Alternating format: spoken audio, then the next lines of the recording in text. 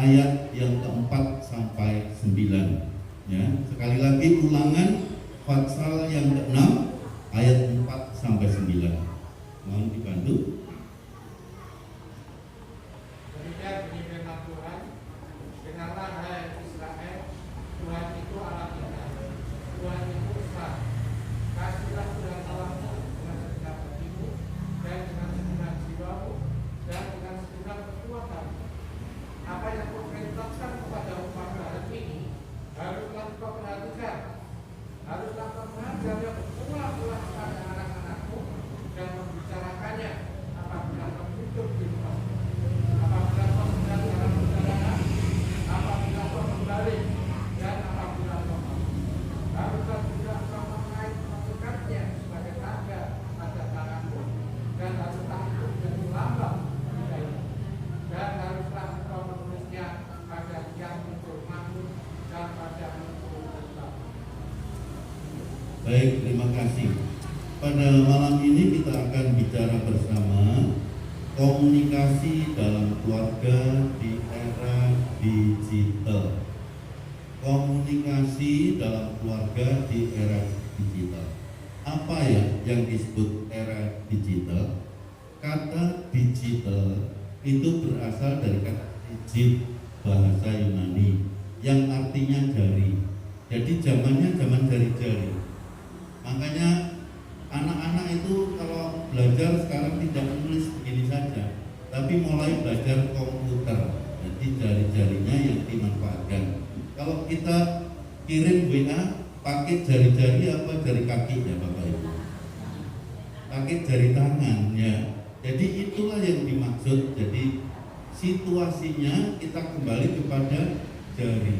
Jari ini penting diberi Tuhan supaya bisa dimanfaatkan, dan oleh orang Yunani sekarang dikembangkan menjadi digital. Nah, di era digital ini semua serba cepat. Dulu waktu saya tahun 80, sebelum tahun 80, ketika menulis karya tulis itu tidak ada mesin tik, yang punya hanya 1-2 dan ditugaskan selama 6 bulan nulis pakai tulisan tangan. Susah Bapak Ibu. Jadi saya membuat garis-garis dulu, lalu saya mal di bawahnya itu supaya tulisannya tidak salah.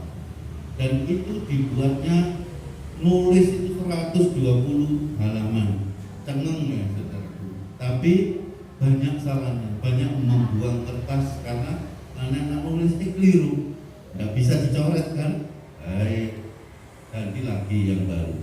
Akhirnya selesai. Tahun 80-an sudah mulai dikembangkan yang namanya digital. Dan itu berubah dari zaman yang biasa-biasa menjadi zaman yang sudah mulai mengenal, ya, mulai mengenal komputer dan sebagainya. Kalau dulu saya sendiri telepon saja, telepon genggam tidak pernah punya karena waktu itu masih disebut pager. Jadi saya bisa dihubungi orang, tapi saya tidak bisa menjawab, saya hanya bisa mendengar. Dan bagaimana menjawabnya supaya yang hubungi saya itu puas? Saya lari ke wartel, bukan warteg loh ya. Kalau warteg kan let's go. Saya larinya ke wartel, warung telekomunikasi. Jadi saya kemudian menyiapkan itu koin dan saya masukkan supaya tidak putus komunikasinya sampai saya bisa. Kalau tidak, lama nggak bisa ketemu karena memang situasinya. Tapi kekinian semakin canggih, bukan saja telepon ya. Telepon sekarang nggak kepakai. Saya punya telepon di rumah nggak kepakai. Ada telepon di gereja nggak kepakai. Kenapa? Semua sudah menggunakan gadget. Jadi kalau mau pesan apa-apa cepat sekali. Jadi zamannya zaman cepat sekarang. Kalau nulis apa-apa langsung dikirim jalan. Dulu kalau saya kirim surat itu lama, nggak nyampe. Tapi sekarang nggak perlu lama, nggak pakai lama. Ketik saja yang sesuai yang diharapkan, lalu diklik pada nomor alamat yang dituju. Nggak sampai 5 menit, saudaraku nyampe sudah. Halo, apa kabar ini? Oh terima kasih sudah dikirimi informasinya.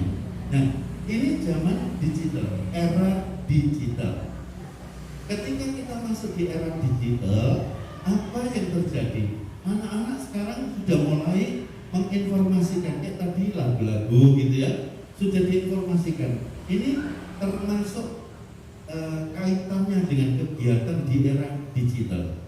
Sekarang cerita-cerita sekolah minggu itu sudah diinformasikan lewat modelnya film, dan ini luar biasa. Pengumuman sekarang tidak diumumkan langsung, tapi sudah direkam, dikirim lewat situasi yang disebut digital.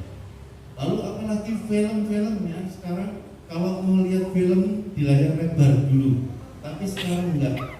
Lihat aja di YouTube, macam-macamnya banyak di situ. Jadi film streaming itu sekarang banyak. Nah, ini bahayanya sekarang. Banyak orang-orang di gereja tidak lagi ibadah ke gereja. Orang semakin egois, saudara, mementingkan diri sendiri, tidak menghargai orang lain. Kesentuh sedikit, cek brand tarung, saudaraku. Ya, dalam bahasanya orang Mandarin bilang tajia, biar gak bisa terima. Aku dunia, sopo kue, sopo aku. Ini dodo pada dodone kempet. Jadi kita melihat sekarang ini susah. Orang sudah semakin egois. Tidak bisa kesentuh sedikit saja, tidak bisa. Ini zaman digital atau era digital. Kalau kita menanya pada anak-anak kita, misalkan mereka di luar tempat kita, di luar rumah, ditanya, "Nak, sudah makan apa belum?" Dijawab, "Sudah." Sedikit tak. "Makan apa?" "Makan nasi, makan sayur, titik, selesai." Kalau ditanya lagi, dia jawab, resek, tanya terus, gitu. Jadi sekarang kelihatan itu nada-nada egoisnya. Anak kecil umur 4 tahun, 5 tahun, itu kalau mainan HP terus disentuh, seneng apa enggak mereka? Marah. Belum selesai. Coba bayangkan. Dari kecil itu sudah kelihatan jiwanya antusiasnya melihat sesuatu yang difilmkan lewat gadget, saudara. Dan akhirnya dia tidak peduli kata orang lain, tapi dia sedang menikmatinya. Tumbuhlah jiwa disebut jiwa egois. Tapi di sini tidak ada yang egois ya. Tenang, tidak ada, tapi egosentris. Nah, Bapak Ibu, kita tidak boleh sekarang, walaupun dunia berubah, zamannya percepatan. Makanya kalau sesuatu yang dikontak agak lambat, orang sudah gak sabar, dihubungi bolak-balik gak jawab, ditinggal. Dijak omong bolak-balik, tidak mungkin tinggal. Yang penting diriku jalan. Ini egois. Hati-hati di zaman ini, ya. Nah, kita melihat terus. Sementara itu si Musa pesen kepada orang-orang Israel. Tadi dibacakan oleh Bapak Biarkan Nyo Arya Suhari dari Ulangan 6 ayat 4 sampai 9. Ada beberapa poin yang saya catat. Yang pertama adalah di ayat 4, ditujukan kepada orang-orang Israel. Orang-orang Israel yang mana? Yaitu yang bapak, ibu tentunya. Ibu tidak disebut memang di situ, karena di Israel itu wanita tidak disebutkan.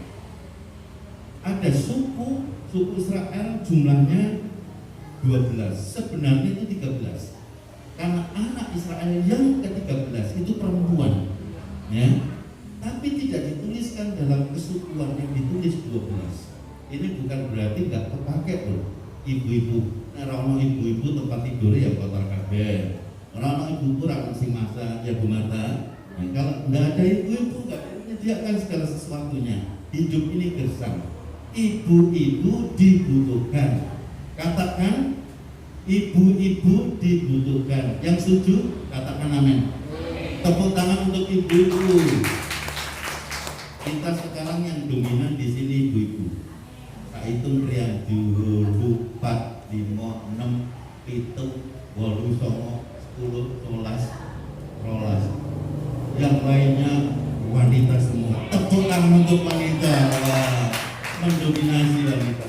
Jadi untuk itu yang disebut pada ayat yang keempat ditujukan pada orang Israel itu yang pimpinan keluarga, bapak-bapak tentunya dan istri.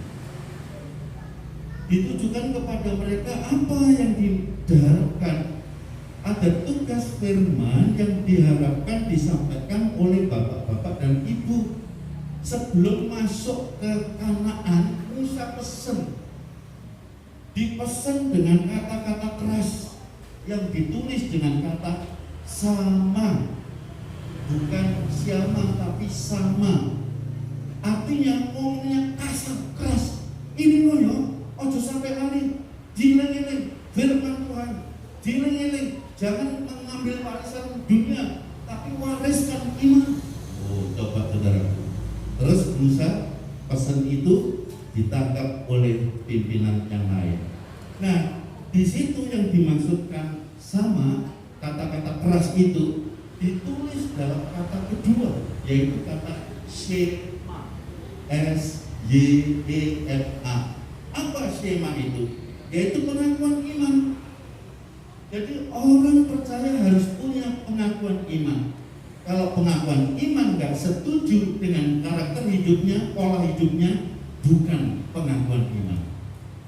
Katakan amin yang percaya. Amin tenang kok iman. Orang percaya harus punya iman yang jelas. Satu Tuhan, satu baptisan, satu bimbingan. Tak ulang ya. Satu Allah, satu Tuhan, satu baptisan. Itu rangkaian iman. Nah, telu itu dikurangi siji, bukan iman. Itu eman. Kalau ibadah di eman-eman, pertumbuhannya salah.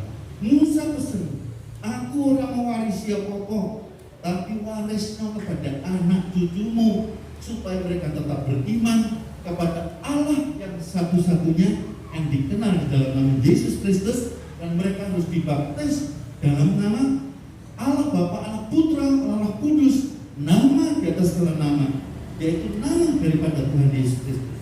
Melalui baptisan ini engkau dikuburkan sertanya dalam baptisan mautnya, supaya sebagaimana Yesus Kristus dibangkitkan dari antara orang mati oleh kemuliaan Bapa, engkau juga dibangkitkan dan beroleh hidup yang baru. Itu pengakuan iman. Karena itu mereka terus mengikat ini. Dikatakan pengakuan iman monoteis, bahwa Tuhan satu-satunya Allah bangsa Israel, lainnya no way, tidak. Jadi kalau ada bapak dan ibu, pengakuan iman dicampur, itu sudah tidak benar. Hari Senin beda dengan hari Minggu. Nah, ini kebetulan hari Senin. Kalau hari Minggu beribadah, hari Senin kemana? Hari Selasa kemana? Lalu apa yang dipelajari? Aku nak Senin, Selasa, Rebu memang kita neneng gereja persekutuan, tapi Kamis, Jumat, Sabtu, Minggu keplek aku Pak, itu tak pelajari. Apa keplek itu saudara? Keplek, tahu keplek enggak? Judi. Orang Kristen kok judi? Ya, jadi tidak ada imannya. Ini bukan iman yang sebenarnya. Lalu kita melihat di dalam ayat yang kelima, menyampaikan pesan pengajaran firman disampaikan berulang-ulang. Kalau tidak berani ngomong sama anaknya, ngomong sama suaminya, ngomong sama istrinya, ngomong sama pembantunya, sekarang ada gadget, kirim berita. Nah, ibu pesen, kowe kudu dadi wong sing percaya tenan, kudu dadi wong Kristen yang ora bolak-balik kaya apa esuk dhewe sore tempe, tapi kudu tenanan dadi wong Kristen sekali. Terus anaknya nggak menjawab, besok kirimi lagi, anaknya tidak menjawab, besok kirimi lagi, dan tambahin, ibumu berdoa nak, aku sing lahir ke kowe, aku ora lelo nek kowe celaka, kowe kudu percaya marang juru selamat yaitu Gusti Yesus Kristus. Kirim lagi saudara, dan kirim lagi, akhirnya anak itu bisa percaya Tuhan. Amin. Karena ini perlu diulang Jangan sampai gini, oh ya ben nek gede kan ngerti dhewe, ora iso saudaraku. Dibiarkan dari kecil terus besar. Enggak percaya Tuhan, hilang. Kalau dibiarkan dari kecil sampai besar tidak dibimbing dengan pengetahuan firman, orang ngerti babar belas, saudara. Jadi harus menjadi orang tua yang membawa kebenaran firman. Satu kali ada persekutuan, yang persekutuan itu berdoa untuk keluarganya. Kebetulan keluarganya ini punya istri orang Indonesia, tapi suaminya orang Belanda. Wah, ini menarik ya. Lalu tiap hari berdoa, saudara. Mereka punya pembantu, panggil saja namanya Mbak Yem. Mbak Yem ini bukan Nasrani. Dia dengar, dia lihat, apa tuh sing dikerjakan? Wah, menarik sekali. Satu kali dia bilang gini, Bu, apa Mbak Yem? Aku didongakno Bu, dan didongakne apa? Yang pertama aku ben selamat kaya doane kayak tadi malam itu loh Bu. Doane keluarga ben selamat. Aku kok ya tertarik aku didoakan ben selamat. Wes ngono. Yang kedua Bu, aku didongakne ben untuk jodoh. Wong percaya seorang pembantu meminta doa seperti itu, jelek apa baik? Baik. Didoakan sama ibu rumah tangga ini. Ibunya mendoakan, tiap kali mendoakan terus dia ngomong, Mbak Yem, nanti nang kamar, kowe nek meh bubuk doamu kudu mbok ulang neh kaya doa sing mau didongakno karo keluarga ya. Nggih, siap Bos. Nah, akhirnya berdoa. Satu kali mereka foto bersama, saudaraku. Dan ketika foto bersama, Mbak Yem naik foto karena dianggap oleh keluarga ini adalah keluarga Tuhan, menjadi orang percaya semua. Tiba-tiba dikirim ke keluarganya yang suami itu. Nah, keluarga suaminya kan di Belanda. Lalu teman suaminya itu melihat terus tanya, Bu, ini siapa sing pojok sebelah ibu rumah tangga ini loh Bu? Loh, kuwi anu pembantuku. Masa aku pembantu? Iya, ono apa? Bu, aku tak nanggone Indonesia loh Bu. Nanti aku kenalke kamu pembantu ibu. Oh iya boleh. Tapi wongnya durung Kristen loh. Ya nanti kita berdoa biar jadi Kristen. Akhirnya dia ke Indonesia. Sampailah di Indonesia, kenalan, saudara. Begitu kenalan ngomong, Mbak Yem, ojo kaget, ini orang Belanda. Aku tresno karo kowe Mbak Yem. Sampai ke mekrok rambutnya. Saking kagetnya. Terus dia bilang, lah alasannya apa? Gini loh Mbak Yem, aku ketika melihat fotomu, hatiku kesengsem. Aku tidak tahu bagaimana terjadinya, tapi di hatiku aku percaya nek kue bakal dadi umatku sing setia marang aku. Mbak Yem ngomong kok, amin, amin. Loh kok iso ngomong amin? Akhirnya dia ngomong, tapi aku Kristen loh Mbak Yem. Kue aku iso. Terus dia jawab, saya itu sebenarnya sudah Kristen, tapi belum punya KTP Kristen. Lah kok bisa? Karena di rumah ibu ini, ibu majikanku, tiap hari berdoa dan aku didoakan dan keluarganya satu-satu didoakan. Maka dari itu aku minta didoakan, doakan untuk jiwaku, keselamatanku, dan doakan untuk masa depanku dan aku yang terjodoh. Nah ternyata terjadi. Bapak Ibu yang kepingin didoakan siapa? Kepingin apa jodoh? Selamat. Ya, apa yang diinginkan jangan sampai ditutupi. Kalau kepingin selamat, ngomong saya kepingin selamat. Kepingin sembuh, saya kepingin sembuh, kan begitu. Dan seterusnya, Tuhan Yesus akan menyatakan, walaupun tidak sekarang saknya jadi dan dijawab Tuhan, tapi lambat laun Tuhan menyatakan, tentu kan baiknya Tuhan. Mau dikasih sekarang, mau dikasih besok, mau dikasih seminggu yang akan datang, haknya Tuhan. Penting Bapak Ibu. Ini yang diwariskan oleh Musa kepada orang-orang Israel. Tak elekno yo dengan kasar. Ojo nganti kowe iku lali marang Gustimu sing mimpin kowe keluar metu teko tanah Mesir. Saiki aku wis tuwa. Aku wis usiane 175 tahun wis gak kuat. Tak serano pada yang muda, ya, Yosua dan sahabatnya.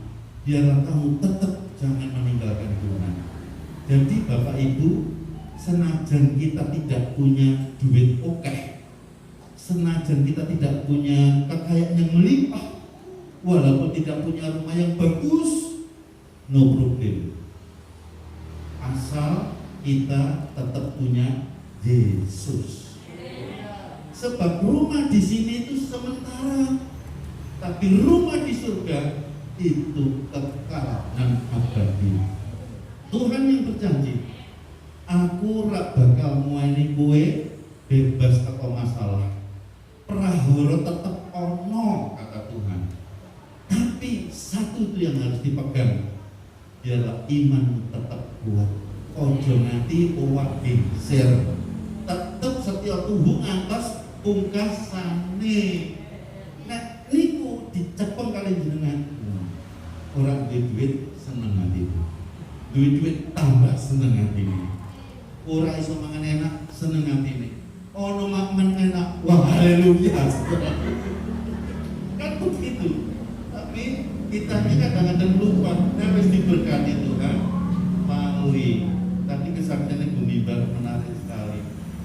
Ya, uangnya digoleki gak ono apik-apiknya kesingsal, tapi dia kan punya keinginan untuk menjadi berkat. Orang ketang sithik ya Bumimbar, akeh ya ora apa Bumimbar, kabeh ya ora apa.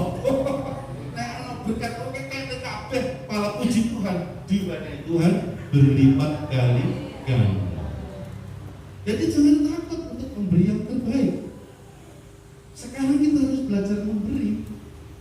Lah aku ndak duwe apa-apa, kekno hatimu marang Tuhan. Amin. Aku ndak duwe apa-apa, berikan waktumu kepada Tuhan. Aku tidak punya apa-apa, berikan seluruh hidupmu kepada Tuhan. Maka itulah bukti iman yang terbaik dan yang termulia. Lalu di ayat yang ke-7 dikatakan, mereka itu diajarkan firman berulang-ulang. Tujuannya apa? Supaya menjadi teladan di ayat 7 ya, dalam mengasihi Tuhan. Nah, menjadi teladan itu kalau murid itu ranking 1 ya, di kelas. Nah, kita tidak tahu sekarang keteladanan kita di rumah seperti apa. Ketokane apik-apik nang omah suara gede ngotot nesunah. Ora dadi teladan. Ya dah, gagal. Ketokane apik lemah lembut nang omah cengkile. Ora dadi teladan iman. Ketokane nang kene haleluya nang omah gak tau sembahyang. Bujai kata bahasa Mandarin. Jadi harus buktinya aja. Ketokane berapi-api di sini. Tapi saudara tidak pernah berdoa. Lah kapan berdoa? Saya tidak berdoa sebulan sekali. Lah sebulan sekali ya doa. Bagaimana bisa menjadi teladan? Teladan iman itu berdoanya ya tiap hari. Nek napas kita seminggu sekali bernapas, ya silakan saudara bernapas seminggu sekali, bisa apa enggak? Kita bernapas kan tiap hari, tiap saat, tiap detik. Doamu lewat kata-katamu harus terpancar sebagai orang yang memiliki keteladanan mengasihi Tuhan. Mengasihi Tuhan itu kuncinya ada 3. Kasihlah Tuhan Allahmu dengan apa Pak? Segenap hatimu. Yang kedua, mengasihi Tuhan Allahmu dengan segenap jiwa. Punya jiwa enggak Bapak Ibu? Nek kan dia jiwa, lupain ingatan. Yang ketiga Pak, tolong mengasihi Tuhan dengan segenap akal budimu. Artinya tidak dipisah-pisahkan. Secara totalitas ingin supaya umatnya mengasihi Tuhan seutuhnya. Saya ulang, supaya kita semua di hadapan Tuhan mengasihi Tuhan itu secara seutuhnya, orang separuh-separuh.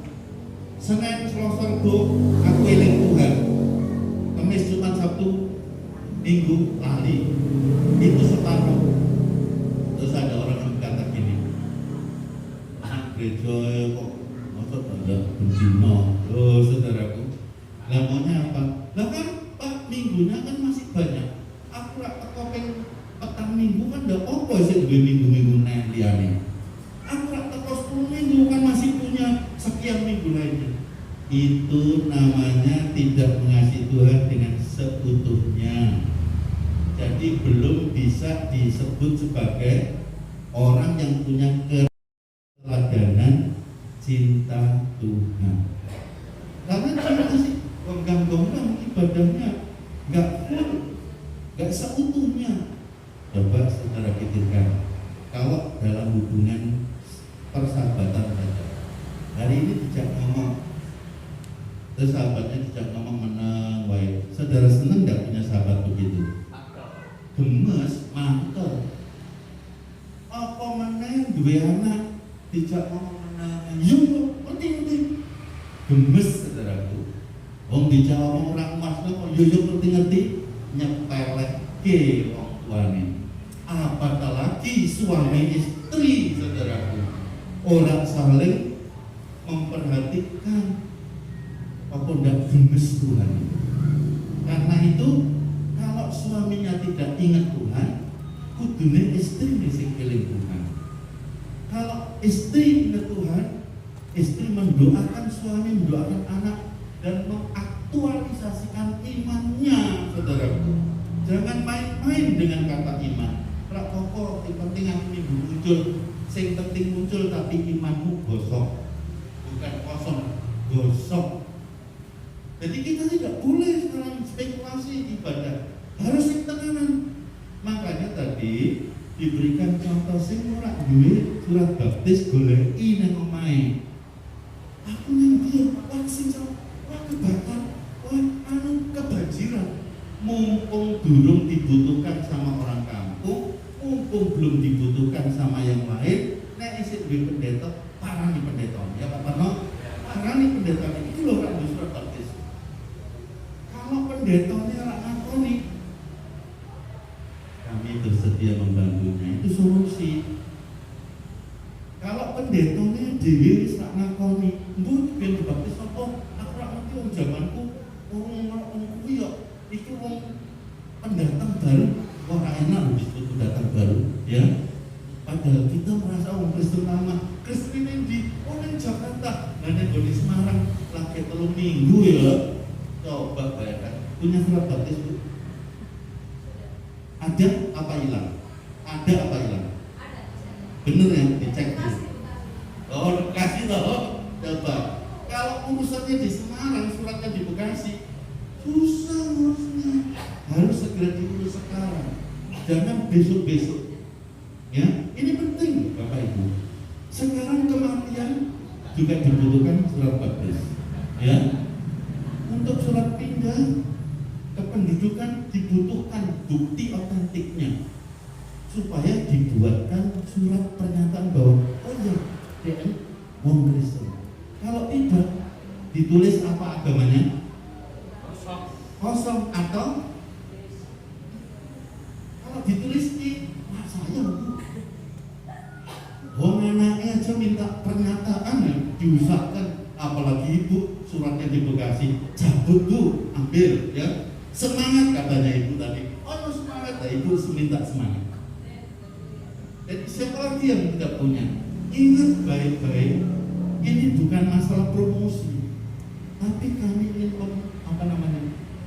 memberikan informasi. Jangan sampai orang Kristen tidak punya data-data kekristenan. Pernikahan saja sekarang kalau satunya Kristen, satunya tidak, orang iso nikah. Jadi pentingnya itu yang punya anak ingatkan anaknya, mumpung belum terlanjur. Nah, akhirnya kita sudah sampai di ujung renungan. Jadi teladan iman itu bukan hanya teko di persekutuan rumah berkat 2 Senin sekali, tapi Bapak Ibu di rumah kudu sembahyang, kudu baca Alkitab, kudu melakukan sing apik, karakternya itu ojo geger saja. Nanti ada gegeran orang kampung sama mungkin. Siapa tuh? Kailo, ibu Kailo. Oh ya memang kuwi cerewet dah, kenal. Kristen kok ngono, lah kan jadi standar, kan namanya. Tapi kita Kristennya bukan ngono. Kristennya ngene, jempol. Apa? Katakan Kristennya ngene, baliknya. Kristennya ngene. Tepuk tangan. Baik, kita akan berdiri bersama. Kita akan nyanyikan pujian. Mungkin sudah lama tidak dinyanyikan. Ku mau cinta Yesus selamanya.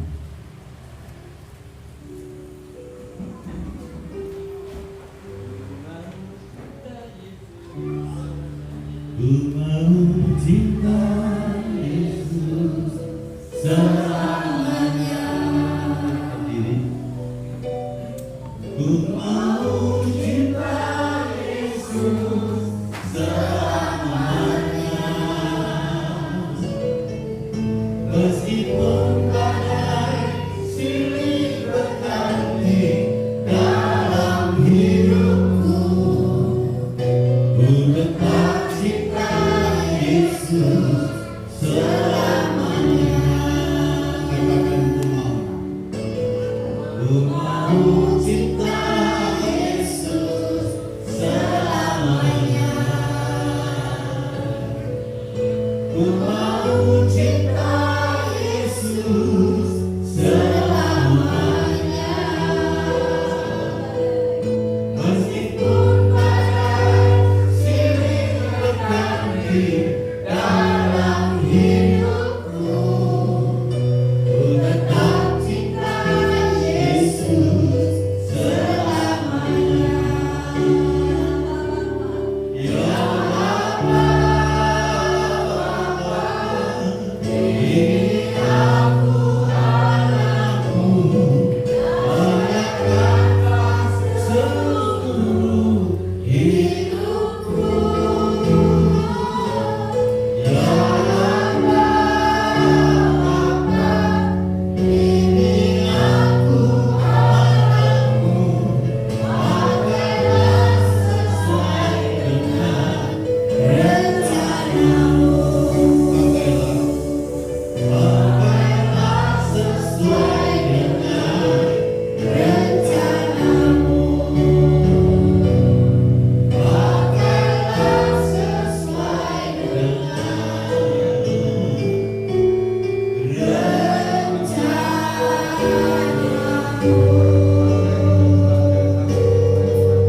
Yang ingin didoakan, Bapak Ibu bisa mengangkat tangan, menyebutkan persoalannya apa, karena Tuhan tahu apa yang menjadi beban persoalan. Bapa di dalam surga, Engkau melihat tangan-tangan yang terangkat. Secara pribadi Tuhan, kami manusia tidak bisa melihat detailnya hati dan pergumulan persoalannya. Tapi kami percaya ketika mereka mengangkat tangan di hadapan-Mu adalah sebuah kebutuhan yang patut ditolong oleh Tuhan dan layak Tuhan menyatakan kasih kuasa-Mu. Maka sekarang bila mereka yang mengangkat tangan itu sakit, Engkau jamah, Engkau pulihkan, Engkau berikan kesembuhan. Dan jika mereka mengalami susah dalam hidupnya, tiap-tiap hari tidak ada income, tidak ada masukan, tidak ada pelonjo, dalam nama Yesus berkat Allah dicurahkan. Dan ketika mereka punya pergumulan dengan keluarga yang belum pernah terselesaikan, Tuhanlah Allah yang disebut Allah yang mengkansel umatnya. Engkaulah kaunselor itu. Dalam nama Yesus, kami percayakan masalah demi masalah kepada seorang kaunselor Yesus pribadi. pribadi, dan Tuhan memberikan solusi, kemenangan, dan jalan keluar itu terjadi. Jika ada di antara mereka yang sampai saat ini belum punya rumah tempat tinggal, kami percaya Tuhan, Engkau akan memberkati mereka dengan pekerjaan sehingga mereka bisa kontrak rumah, bisa membayar, dan mereka bisa akan beli rumah yang diberkati Tuhan berlimpah-limpah. Kami doakan Tuhan sekali lagi untuk anak cucunya, berkati mereka supaya keteladanan iman Kristen akan menjadi nyata di antara mereka. Ini doa kami, syukur kami, dan di dalam nama Tuhan Yesus kami berdoa. Yang percaya berkata amin. Tepuk tangan ya. Saya serahkan kembali kepada pimpinan, mungkin ada informasi.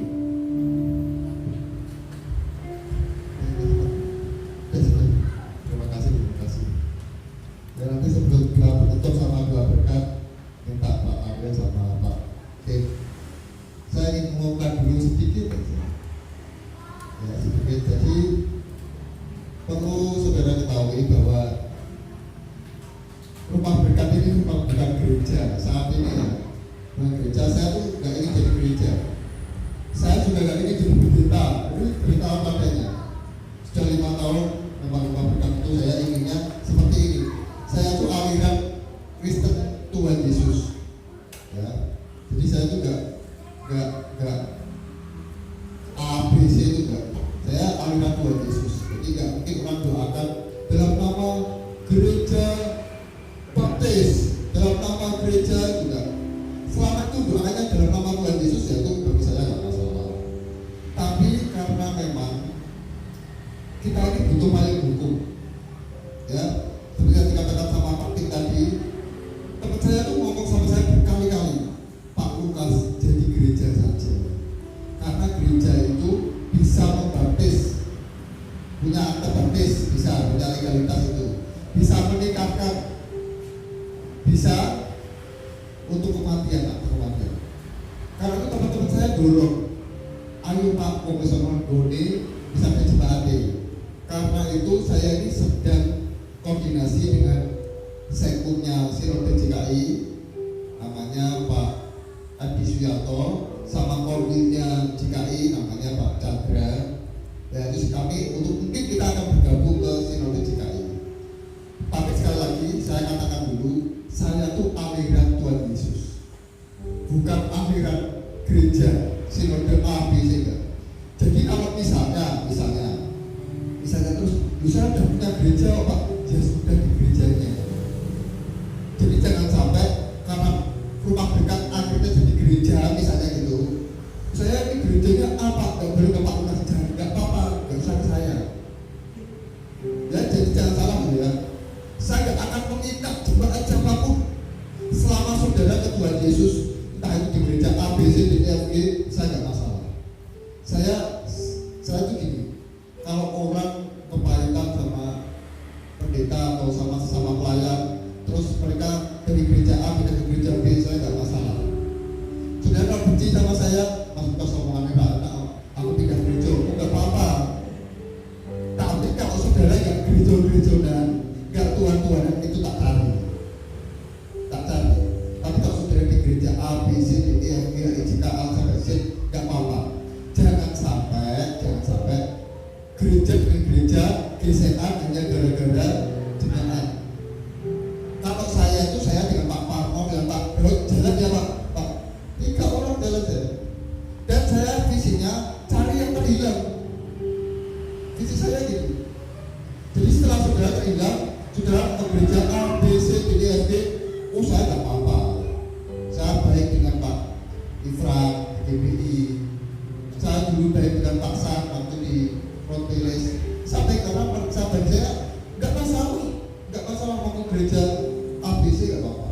Tapi sekali lagi memang untuk membuat akte baptis, menikahkan, dan akte kematian, mau tidak mau mungkin rumah berkat akan jadi gereja.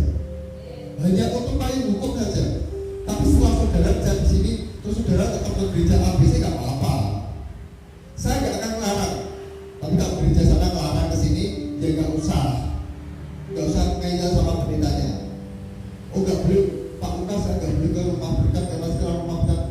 DJKI, ya sudah nggak usah ke rumah berkat. Paham maksud saya? Tapi rumah berkat gak akan melarang ke mana aja. Ini hanya untuk payung hukum, karena visi saya ke depan itu 1000 jiwa. Ini saya tahu tempat ini udah gak cukup, udah gak cukup. Saya ingin punya tempat yang lebih besar lagi. Saya ingin punya klinik gratis. Saya ingin punya sekolah gratis. Saya ingin punya tempat singgah gratis. Jadi kalau ada orang yang gak punya tempat, dia bisa tinggal di sana. Saya juga bisa tinggal di sana, bisa doa lagi. Ini visi saya. Saya ngomong, bagi saya gak mungkin. Bagi manusia itu saya gak punya uang. Tapi bagi Tuhan tidak ada yang mustahil. Ya, kadang manusia itu cuma pakai logikanya sendiri. Kita aja mau cari kapal Titanic ke bawah aja ledos. Kita aja nggak tahu dalamnya lautan. Kita mau gurui Tuhan, nggak mungkin tuh. Saya mah nggak bisa. Tapi bagi Tuhan kecil. Asal kita mau dipakai. Dan memang kita ini butuh payung hukum, ya. Dan saya pikir kenapa kok saya tertarik dengan sinode DJKI, karena mereka tuh otonom, artinya membebaskan orang yang di sana untuk bergerak berkembang, ya. Bisa mau buat apa saja itu bebas lah. Aturannya itu nggak terlalu mengikat. Ya, saya sebenarnya juga punya pandangan gabung ke GBI sebenarnya, karena saya punya teman akrab, ya orang GBI, gembala gereja juga. Tapi saya pikir ya banyak pertimbangan lah. Tapi intinya jangan sampai golongan Apolos, golongan Mas Lukas, golongan Pak Bambang, golongan jangan. Kita tuh golongan Tuhan Yesus. Semua gereja itu sama, gak ada yang salah. Yang salah itu orangnya. Ya, gereja itu gak ada yang salah. Kita semua juga berdoakan dalam nama Tuhan Yesus. Ya, jadi gitu. Saya tetap terbuka dengan siapa saja. Sebenarnya saya gak ingin jadi gereja, ingat ya. Saya gak ingin jadi pendeta, gak ingin. Walaupun saya masih mau teologi, tapi saya gak ingin jadi pendeta. Tapi karena memang keadaan untuk kita berkembang itu kita butuh payung hukum. Makanya saya punya, tapi saya sudah koordinasi dengan saya punya sinode, saya sudah koordinasi dengan konbilnya DKI, dan kelihatannya, ya saya nggak tahu setuju apa enggak, kelihatannya konbilnya sudah oke Pak, sudah selesai. Bapak tinggal ngomong, saya juga sudah koordinasi dengan konbilnya sudah ngomong sama saya gitu. Ya sudah, saya butuhkan apa? Berkas-berkas ini Pak, ya nanti saya berikan. Sudah saya berikan. Ya jadi nanti nggak tahu tentang misalnya kapan ini jadi sinode dari DKI kapan, saya juga nggak tahu. Tapi semua saya serahkan ke Tuhan. Tapi intinya saudara jangan sampai merasa terikat dengan sini ya, jangan ya. Tapi nanti kalau misalnya saudara ingin dibaptiskan di sini, kalau sudah di gereja, ya saya baptiskan. Nanti mungkin ada tim yang lainnya, saya percaya mau berkali bikin 2 tim baru. Ada Bu Paulin, ada Pak Agus, ya masih banyak lagi lah. Saya percaya untuk 1000 jiwa itu saya nggak bisa sendiri. Ya saya butuh banyak orang yang mau melayani, yang punya hati melayani. Siapa saja saya yakin nanti mungkin Mbak Nike masih muda itu bisa melayani juga. Jadi BL sehingga hidup kita tuh mau apa? Kita kejar dunia terus gak ada habisnya. Jadi aku sih sama dunia gitu. Kita harus kejar Tuhan. Ya, karena keselamatan itu ada di Tuhan. Dan siapa yang ingin kaya itu sebenarnya kuncinya di Tuhan. Ya saya tuh gak kerja, tapi bagaimana bisa seperti ini karena Tuhan. Pak Parno ngomong sama begalnya tanya gini, ini perhatian ini penting, yang penting. Begalnya tanya gini, loh Pak, Bapak Ibu tunjuk saya, itu kerja apa? Gitu. Dan Pak Parno dalam kerja melu Tuhan, nih. Apa kerja melu Tuhan? Terus si bayar sopo? Pak Parno jawab, ya Pak, ini pegawai melu sopo? Di melu aku, si bayar sopo? Si bayar di aku. Yang kerja melu Tuhan dibayar Tuhan. Kalau dunia cuma bisa bayar 1 juta, pengeluaran saya 1 bulan itu lebih dari 10 juta. Nah itu betul. Coba gak kerjanya kamu Tuhan. Percayalah, Tuhan itu bukan Tuhan yang miskin. Tuhan itu Tuhan yang kaya, sangat kaya. Hanya tinggal kita siapkan hati kita untuk siap menerima berkat Tuhan. Ya hanya itu aja. Besok Jumat kita masih ada persekutuan doa rumah berkat. Ajak saudara-saudaranya yang lama terhilang, yang gak datang ya, supaya mereka bisa datang diselamatkan. Besok Senin, saya ingatnya dulu waktu saya muslim itu Jumatan saja. Ya, di sini ya. Ada lagi datang, pokoknya yang terhilang diajak, yang sudah ke gereja ya nggak usah diajak. Yang terhilang aja, yang lama nggak datang ke Tuhan diajak datang. Ya, saya masih menyampaikan, saya tahu masih banyak yang terhilang di belakang rumah saya juga ada, tapi saya masih nggak tahu ya caranya gimana. Tapi saya percaya kita punya cara. Ya, itu aja kira-kira pengumuman dari saya. Terima kasih sudah datang, Tuhan Yesus berkati. Silakan doa penutup Pak Ariel dan doa berkat untuk Pak Aktif. Terima kasih Tuhan Yesus berkati. Apa? Kalau enggak beri, nanti aja ya, nanti ngomong sendiri ya. Ya. Nanti aja saya tak kasih dulu. Soalnya enggak dengar suaranya. Nanti tak kasih dulu. Mari kita berdoa sebelum kita menikmati hidangan yang telah disediakan. Bapak Saudari, kami ucapkan syukur Tuhan bahwa berkat sangat luar biasa. Dari ke hari yang sangat biasa kami lalui dan kami jalani. Nyata-nyata Tuhan senantiasa memelihara kami. Nyata-nyata Tuhan terus menolong kami. Sehingga sampai pada malam hari ini Tuhan kami boleh merasakan kekuatan yang luar biasa karena Tuhan senantiasa memberikan kepada kami semua. Kami juga bersyukur pada malam hari ini Tuhan telah memberkati kami dengan berkat-berkat rohani, baik itu lewat ujian, baik itu lewat kesaksian, terlebih lewat kebenaran firman.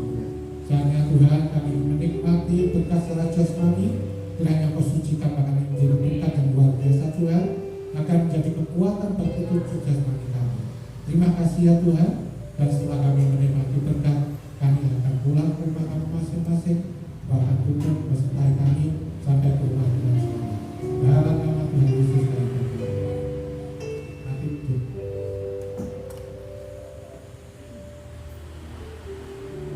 Mari kita akan mengangkat kedua tangan kita di hadapan Bapa, saudaraku.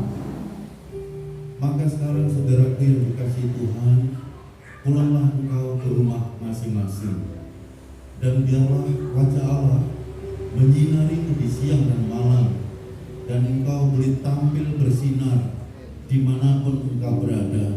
Dan biarlah berkat dari Allah Bapa, kasih dan sayang dari Tuhan Yesus Kristus, dan dalam pimpinan Roh-Nya yang kudus akan selalu menyertai Bapak Ibu saudara sekalian, mulai saat ini hingga Maranatha Tuhan Yesus datang